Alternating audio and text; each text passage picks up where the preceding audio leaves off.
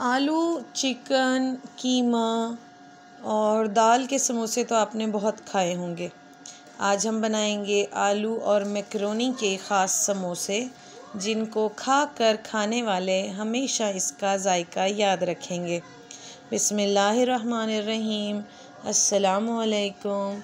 खुश रहें, आबाद रहें, अपने घर वालों के साथ, अपनी प्यारों के साथ हमेशा हंसते और मुस्कुराते रहें।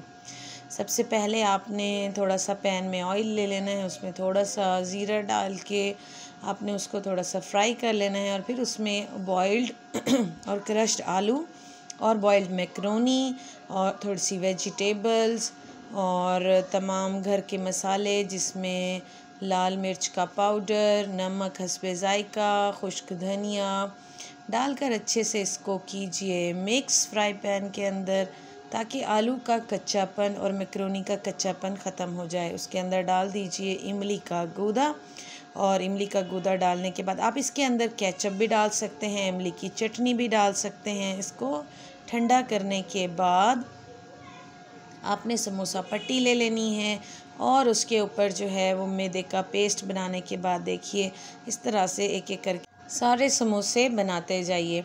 मुझे कमेंट में ज़रूर बताइएगा कि आपको कौन से समोसे पसंद हैं, आलू के, चिकन के, दाल के या फिर ये मैकरोनी के समोसे, जो कि अभी आप ट्राई कीजिएगा और मुझे ज़रूर बताइएगा कि ये आपको कैसे लगे। अगर वीडियो पसंद आ रही हो तो ये वीडियो को लाइक कर दिया करें। आपके लाइक करने से हमें हौसला अफजाई होती है। अपने प्यारों के साथ वीडियो को शेयर कीजिए और मज़ेदार खस्ता समोसे की रेसिपी आलू और मैकरोनी से जो कि बनाए गए हैं सबके साथ शेयर कीजिए। सारे समोसे बन के तैयार हो गए हैं। इनको फिल करने के बाद अब फ्राइंग पैन में आपने ऑयल गरम कर लेना है और कढ़ाई के अंदर मैंने ऑयल गरम किया। अब इसके अंदर एक एक करके सारे समोसे डाल के इनको अच्छे से फ्राई कर लेंगे। आप इनको चाहें तो फ्रीज़ भी कर सकते हैं। ईद पर बनाइए, इफ्तार में बनाइए, अपने और अपने घर वालों को मज़े मज़े के पकवान खिलाइए।